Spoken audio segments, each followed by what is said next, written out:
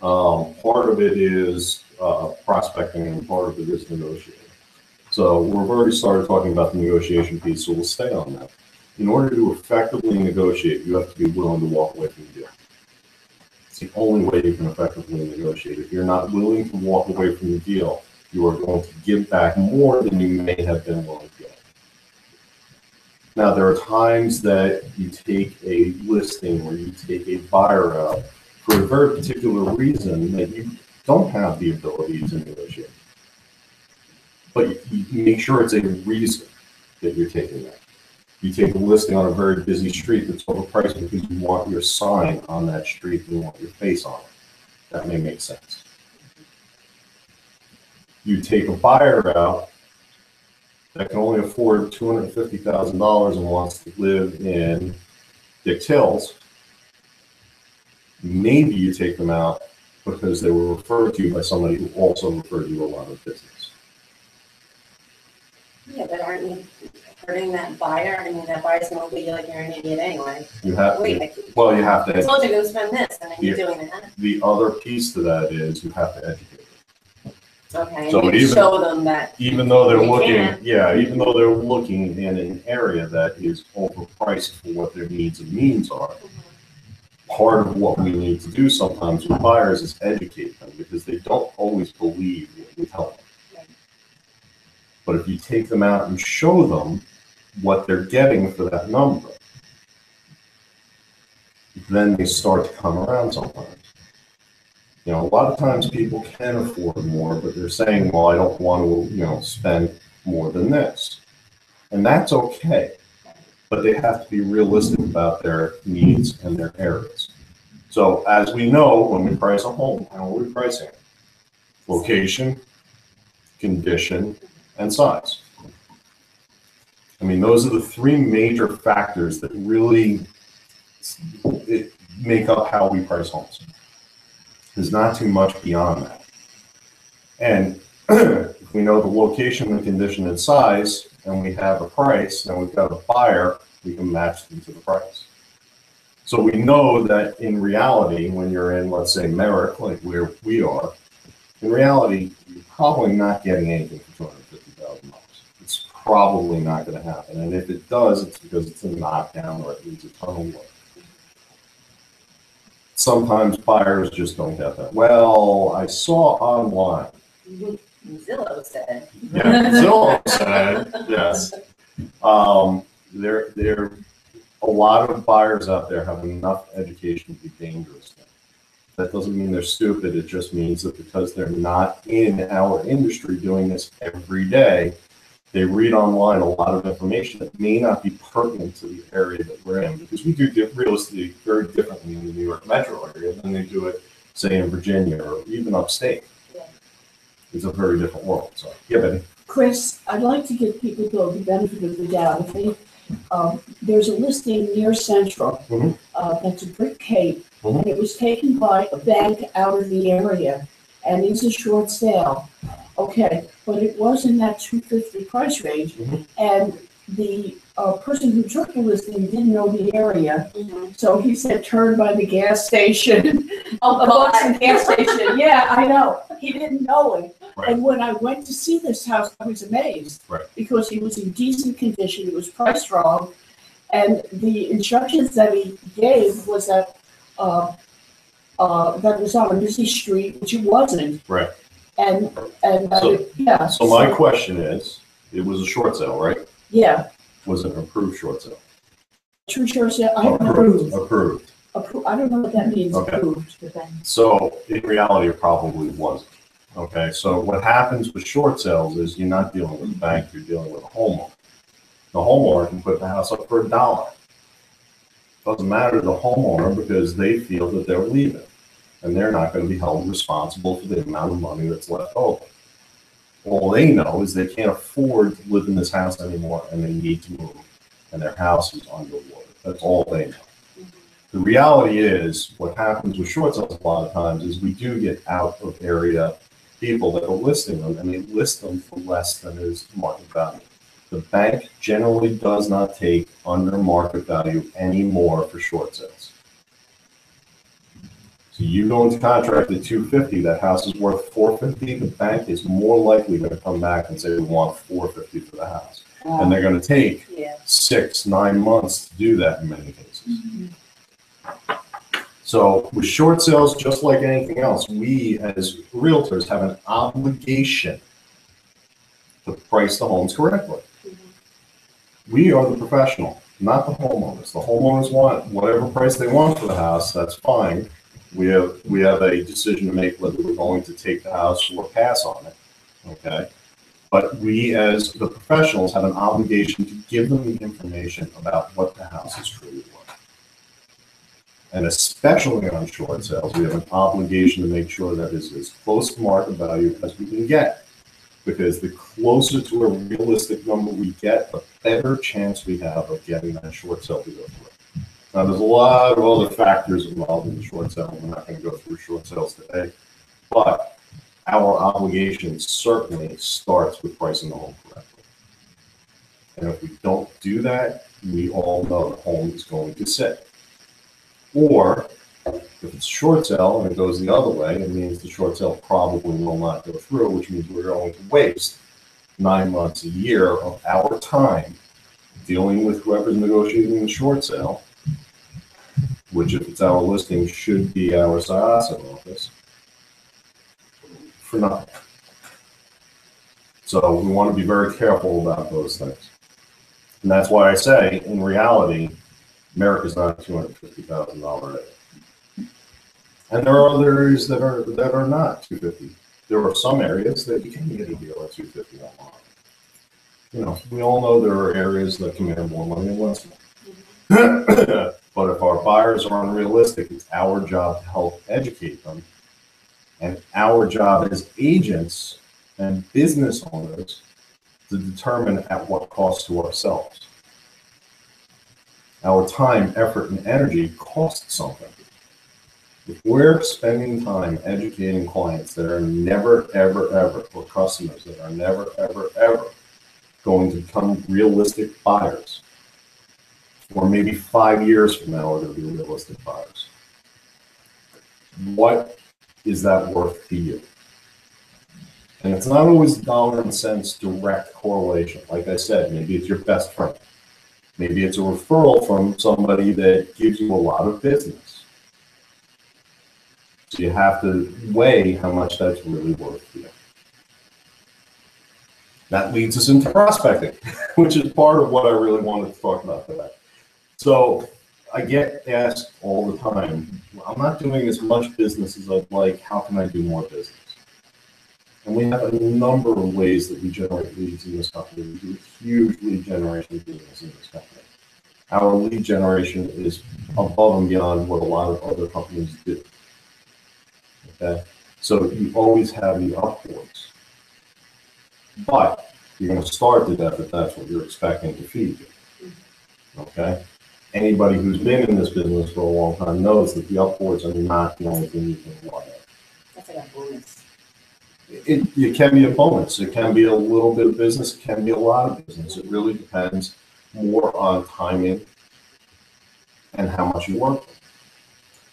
But the real way to get business in this business, besides things like our Zap platform, where we guarantee a certain number of leads and most people tend to be more serious, is prospecting. How's everybody prospecting here? Is anybody prospecting here? Yeah. Okay. Kelly, what are you doing prospecting? Well, I use the Buffini, Okay. and I mail out, monthly mailing. A lot of handwritten notes. Okay. I call them Okay. occasionally, and I do expires. I've been going back to like 6-month-old expires instead of just recent expires. Okay. Because they still didn't sell, and it's like 6 months, and I think that's better than the new expires for some reason. So now when Kelly says Buffini, there is a coach out there, Brian Buffini, who has a particular system that he uses. And I'll be honest with you, I've seen a lot of the systems. They're all basically the same. Mm-hmm. All basically the same. And what they all basically are is, if 80% of your business is coming from your sphere of influence, and sphere of influence is not just friends, it's not just family, it's friends, it's family, it's colleagues, it's people you've worked with currently or people you've worked with in the past that are not necessarily about business. It's people that you've sold homes to already. It's people that you've tried to sell homes to and it didn't work out. It's people that you're in organizations with.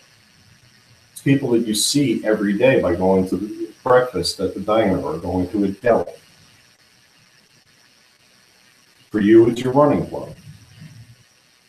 It might be church. It might be synagogue. It might be some other worship. It may be yoga. Maybe the gym. Everywhere that you come in contact with somebody on a regular basis and they at least know you by face, they should know you as the real estate person. Yeah, it's what everybody I know knows I'm real estate, even Right. if they don't know me that well. You're not Kelly who comes in and gets the venti macchiato. You know, you're Kelly that sells homes. Yeah, everybody else. So how's Market Cal? How's Market Cal? How's Market Cal? And that's what you want to be. You want to be that real estate person. I got a call one day from a person that helps me do some cleaning every once in a while in our house. I'm not going to say we're a cleaning person because she certainly doesn't come on a regular basis. But got a call from her one day and she said, you know, my husband and I are looking for a house. And I said, well, it's pretty stupid that we don't call the person who's in my phone as Chris Realtor. That's what you want. You want them to think of you as the realtor. You're not the runner. You're not the book expert. You're not anything but the realtor. Everything else should be secondary. Okay? That's not to mean that you're in their face saying, I sell real estate, I sell real estate, I sell real estate. Wrong way to do it. Wrong way to do business. But you want them to be aware that you are a realtor. So when you contact your sphere of influence, when you call them, what do you say, Cal? Hey, Jared, just called to check in, see how things are going. I was thinking I just printed out the year to date of all the houses that sold, and I'm just going to send it over to you. And I just wanted to, let you know that it's coming.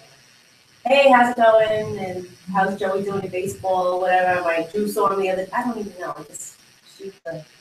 You just have to keep consistently Yeah. going. Yes. That's the big thing, consistency. So there's two things. First of all, consistency is huge. Mm-hmm. You have to be in touch with these people once every 30 to 45 days. It's really hard for me to get up and call people because I'm like, I hope I'm not annoying.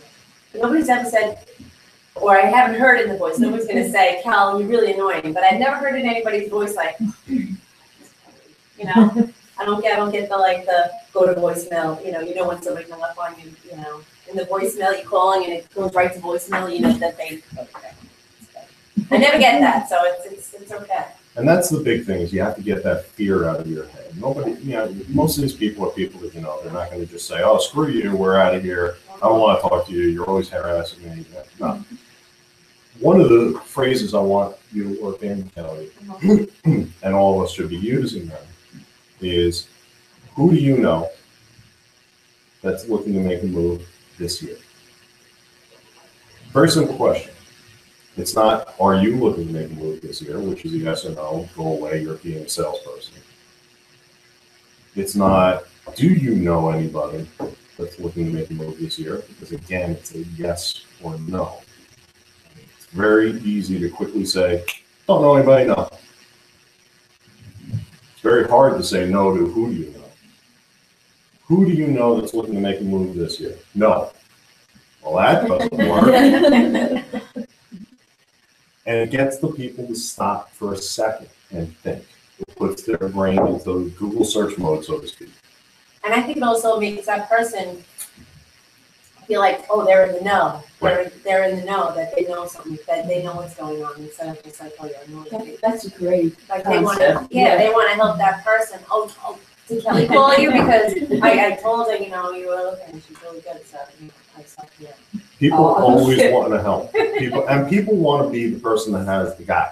Right. I know a The guy. person that's what I meant. Yeah. I know a guy. People always want to be that person, And part of what people do to me all the time now, because I've been doing this for years, and I've been cultivating this for years, is I have people call me up all the time. Hey, I know you sold my house. You remember me? You sold my house 2 years ago. And they shouldn't be saying that because I should be better about getting on the phone with them. But even though they do, they're calling me up to say, hey, when we talked last, we mentioned that you had somebody that bought furniture. Can you give me that? you know anybody in the restaurant business, I'm looking to have a 60th birthday party for my mom.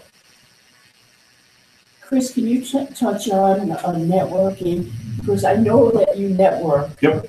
Okay, can you touch on that? Absolutely, we're headed there. Oh, okay. So we'll just do it now. Okay. Okay, so there's multiple ways to network, and you're probably doing it wrong.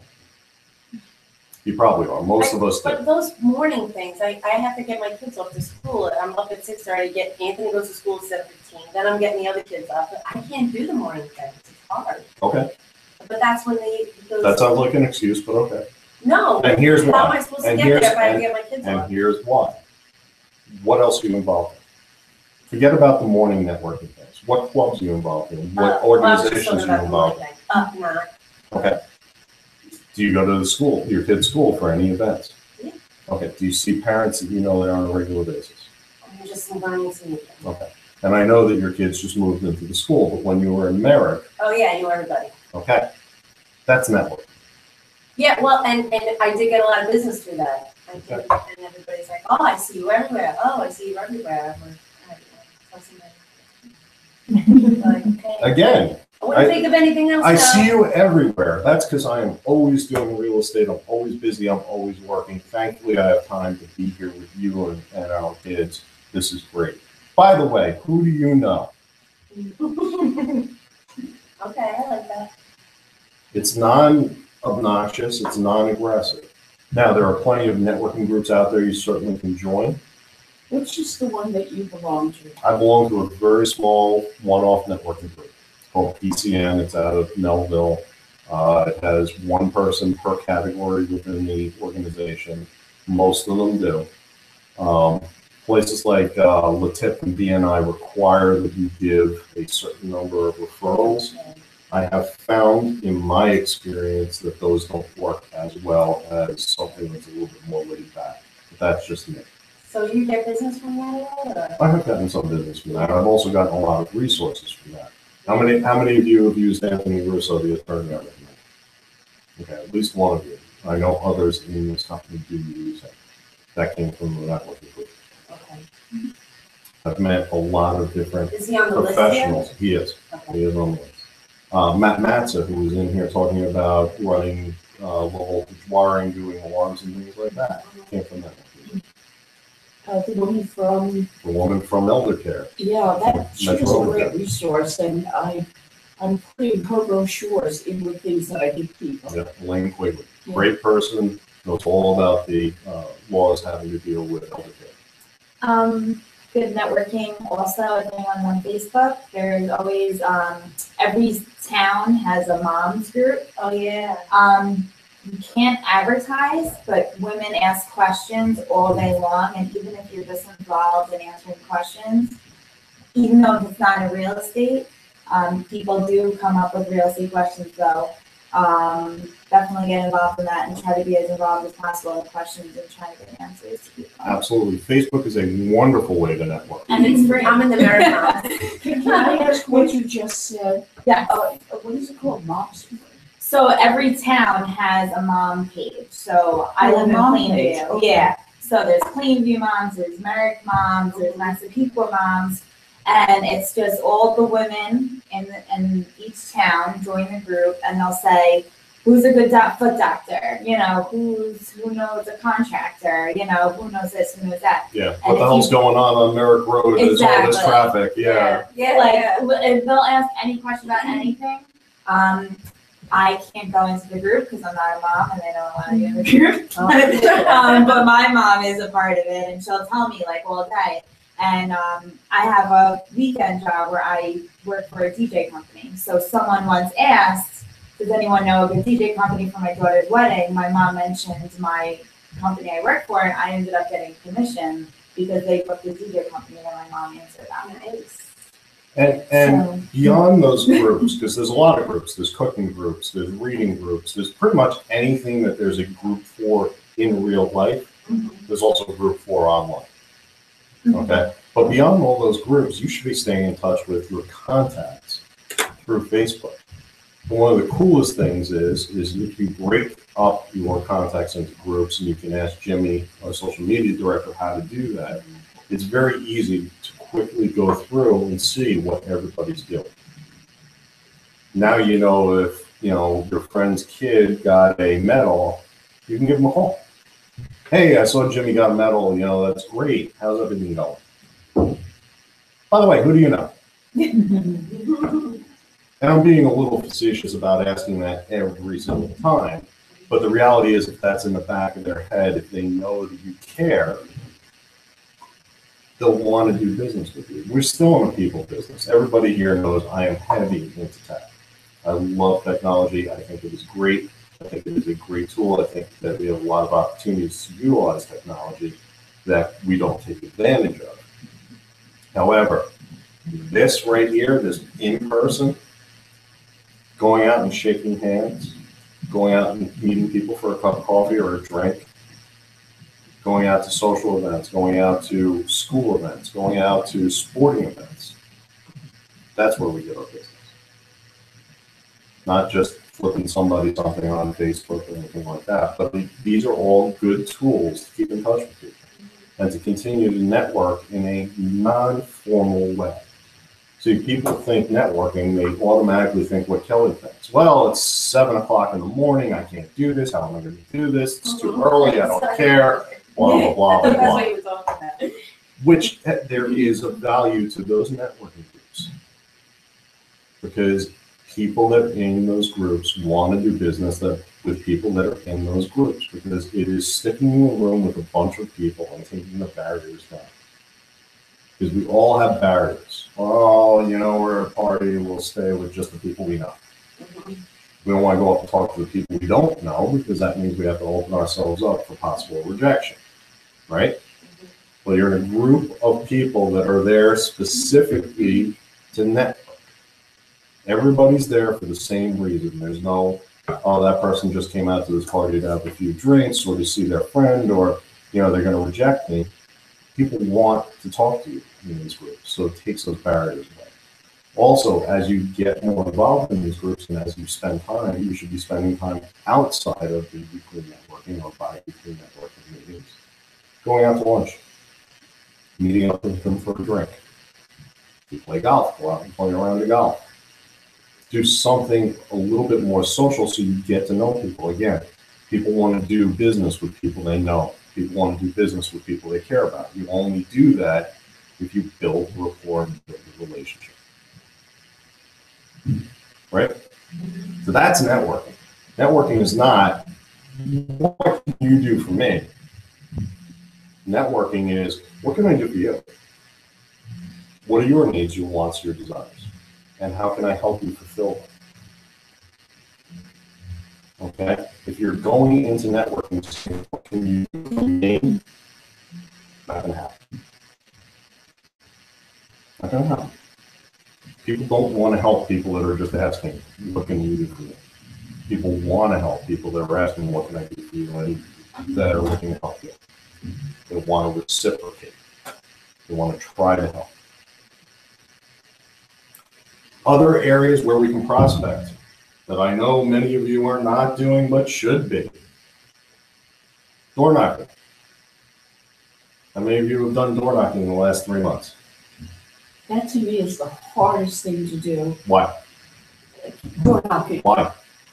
I'm afraid somebody's slamming the door in my face. I don't know who's going to open the door. How I many don't know if it's another broker's listing. Well, yes, you do. You know if it's another broker's listing. If it's a private listing, I don't care. They don't have the right to tell us we can't go to private listings because they haven't advertised that it's a listing. If it's a public listing, we shouldn't be going after them. And obviously, if it's a private listing, once we find out it's a private listing, saying, sorry, didn't know you were listed with somebody else. I hope you have a good experience. A lot of people don't want you knocking on their door. Yeah. It's annoying. They don't even answer. Yeah. Okay. Don't care. But I don't like care. you. No, that's bullshit. I want I have somebody to got- like Me me. too. Okay, well, and you're a realtor, so we have to get past that. Because not everybody's going to like you, but here's the deal. You're walking up, you're knocking on their door, you're saying, hey, are you looking to sell? You're doing it wrong. Oh, I was gonna say, I can't do that. You're doing it wrong. I'm not, no. You're walking up, you're knocking on the door, you're saying, hey, I don't mean to take a lot of your time. I just wanted to let you know, you hand them a flyer of a house that's listed in their area. Just wanted to let you know, this house just came up on the market. We're out here looking for people to help us choose their neighbors. Who do you know that's looking to buy or sell? It's a lot different than walking up and saying, are you looking to sell? Yeah. Again, but that's what a lot of people do, and that's why people don't want to answer their door.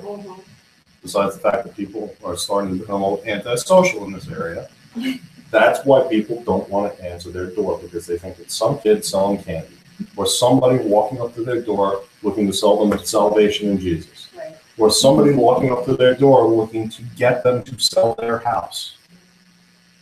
We're not really looking for that. If it happens, that's great. What we are looking for are opportunities that are out there that we don't have right now.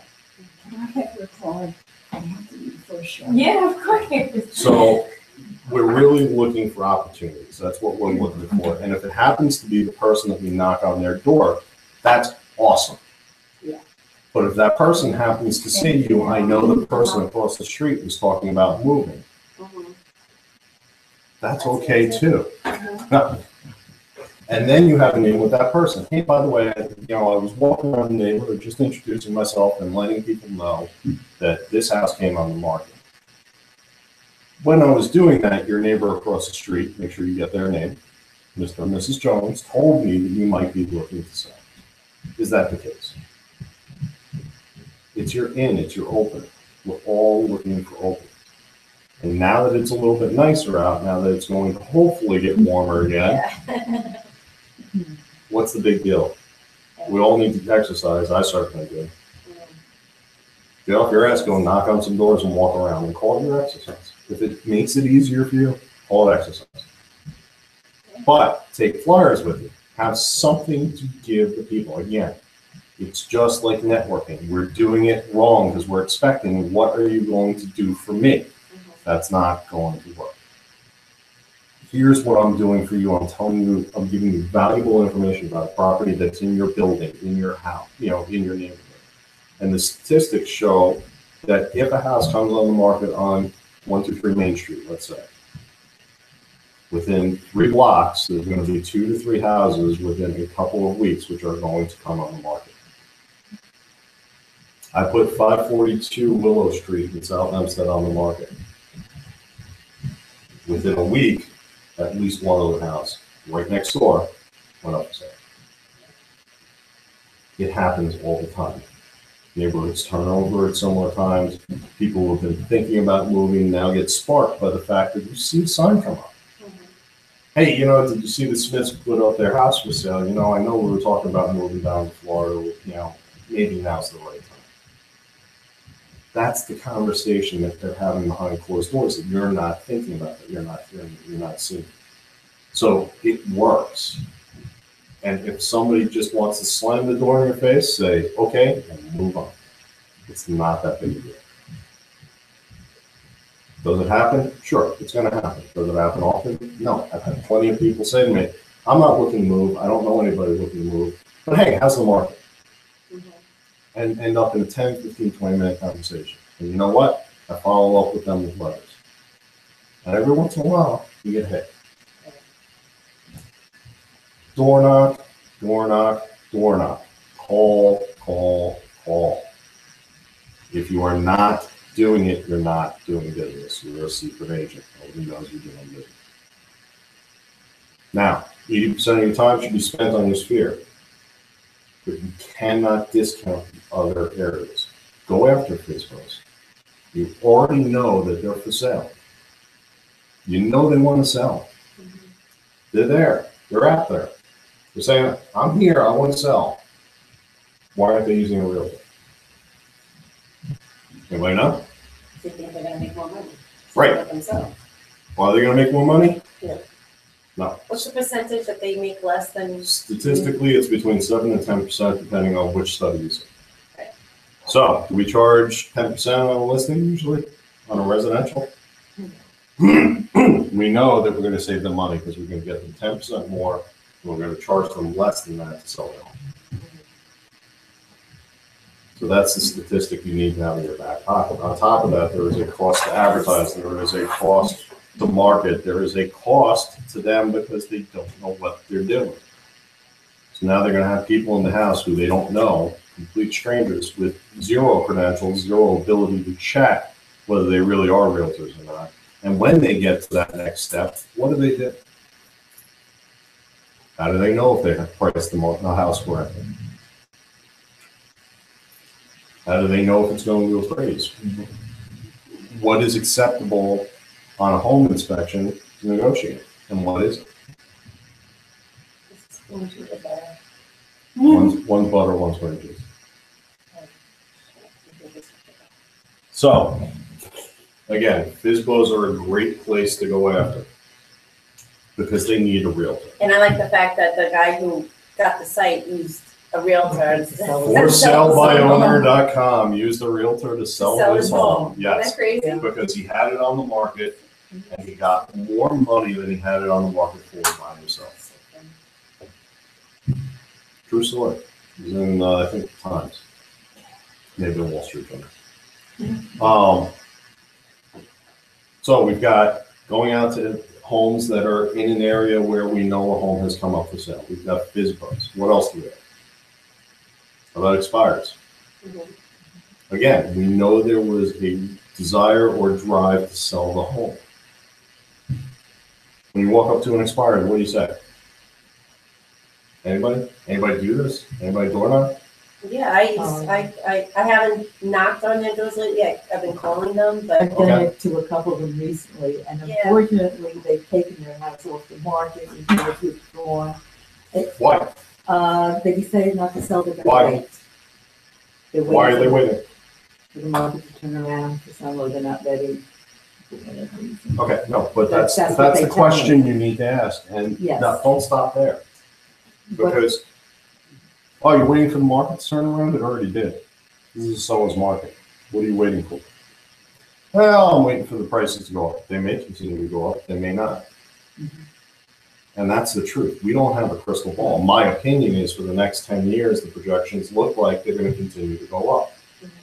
We get in another war in the Middle East, oil spikes, you think prices are going to continue to go up? Here's the other thing, and the mortgage people will be able to tell you this. Mortgage rates going up. This month, actually, the Fed is supposed to raise it this month or next. In the last 2 days, it went up 3 times. Okay. Mortgage rates are going up. We know mortgage rates are going up. What does that mean to your seller? Well, I don't give a shit. What do I care if the mortgage rates go up? Mortgage rates go up, your house is worth less. What? if they can't afford the payment. Right. Right, because the Your payments buyers, go up. When money's cheap, houses go up. Generally, that's the way it works. So these are all things you need to say to Mr. and Mrs. Seller who's telling you they decided to take their house off the market because they're going to leave. Well, guess what? They didn't have the right realtor, it wasn't priced correctly, or it wasn't marketed correctly. One of those three things is the real reason they took the house off the market, not because they decided to wait. They decided to wait because they got frustrated. They decided to wait because they didn't have communication from their realtor. The realtor put the house on the market, never called them again. You know how many times I've dug into talking to people who have expired listings, and they start by saying, I decided to wait. And then when you start digging, the real reason they decided to wait is because they had a bad experience. Are we in the business of offering bad customer support and service? No. Every one of you has the training to offer better customer support and service than anybody else out there. If you take advantage of it, if you do what we're supposed to do, you will continue to be better realtors. So don't accept the one answer. I'm not saying being pushy. If they really want you out of the house, say thank you very much, hand them your card, say, when you're ready to sell home, do you mind if I stop by in a month? But do not take the answers at face value. Understand that there are reasons behind these answers. Most of the time, people stop selling their home, not because of a bad market. They knew it was a bad market going in. it didn't surprise them. It wasn't like, oh my God, the market's horrible. I had no idea. Mhm. And quite honestly, the market's not horrible. It's not Things are moving. plus for them. Things are priced correctly, they go. Mhm. Again, I go back to South Hempstead. 3 days they didn't accept their offer. 3 days. I accepted an offer in Chelsea that day, I listed it, okay. 1 day. And we're seeing Over asking. I just got an accepted offer on a property a couple days ago that I've been bringing buyers out there. Love these buyers, but God almighty, 6 houses. 6 we lost. Oh my God. Was it underbidding? 4 of them were bidding at war issues. 4. And the most annoying one that we lost, we bid $20,000 more than asking price. Wow. And we were one of 15 bids, and we were number 3 in line. 20,000 over asking? Yep. Oh my God. Nope. I do very little with short sales because I don't think that it's in the buyer's best interest to do a short sale. Unless it's an approved short sale. Mhm. Or they're an investor just throwing a bunch of money at. Those are the 2 times I think short sales work. Okay, so sphere of influence, number 1, call them today. You leave this meeting, I expect you to make 10 phone calls. If you get 3 people on the phone, you're doing well. Just call and say hi. How things going? And the most important question, as you're getting off the phone with them, by the way, who do you know? Most important question. Okay. Second, expires, FISBOs, general door knocking. Very important to do these things. If you are not going to prospect, you're going to rely on leads that we get in. Now, the ZAP program gives us great leads, and you can make a living off the ZAP leads that we get. But if you're relying solely on ZAP, you're going to do okay.